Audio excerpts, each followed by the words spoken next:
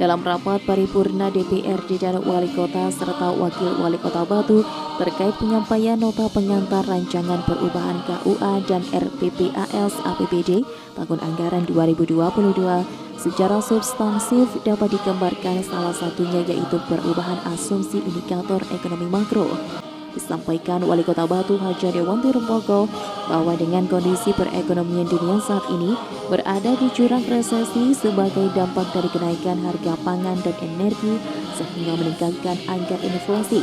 Lonjakan inflasi lebih disebabkan oleh kenaikan harga pangan dan energi di tingkat global sehingga menjadi tantangan utama bagi perekonomian nasional dan domestik. Namun dalam situasi perekonomian dunia yang kurang baik, pertumbuhan ekonomi Indonesia pada kuartal 2 tahun 2022 sebesar 5,44% secara tahunan dan Provinsi Jawa Timur 5,70% serta pertumbuhan ekonomi Kota Batu 5,07 hingga 6,07% meski belum pulih ke kondisi sebelum pandemi COVID-19.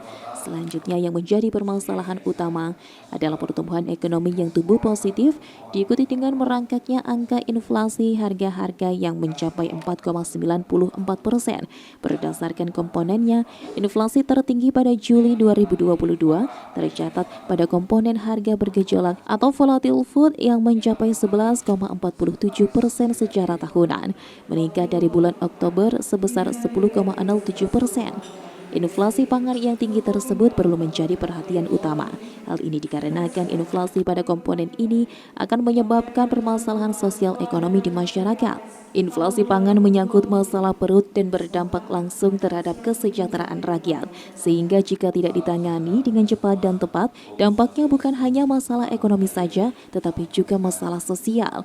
Oleh karena itu, semua harus bersinergi dan berupaya bersama untuk menekan dan menurunkan angka inflasi pangan agar tidak lebih dari 5% atau paling tinggi 6%. Jangan sampai daya beli masyarakat turun karena inflasinya mencapai 11,47%. Berdasarkan situasi dan kondisi tersebut, maka asumsi makroekonomi perlu ada penyesuaian, yaitu PDRB per kapita dari 76,05 juta rupiah menjadi 78,46 juta rupiah per tahun, dan pertumbuhan ekonomi diproyeksikan dari 3,5 hingga 5,0% menjadi 5,07 hingga 6,07%. Demikian halnya dengan tingkat pengangguran ditargetkan dari 3,0 hingga 3,5% menjadi 6 hingga 4,37%. Tingkat kemiskinan dari 3,8 hingga 4,0% menjadi 3,79 hingga 3,35%. Dan indeks rasio Gini dari 0,316 hingga 0,309 menjadi 0,311 hingga 0,300, serta indeks pembangunan manusia dari 75,95 poin menjadi 77,29 hingga 77,79 poin. Dari Kota Batu, Abraham Patrika, ATV melaporkan.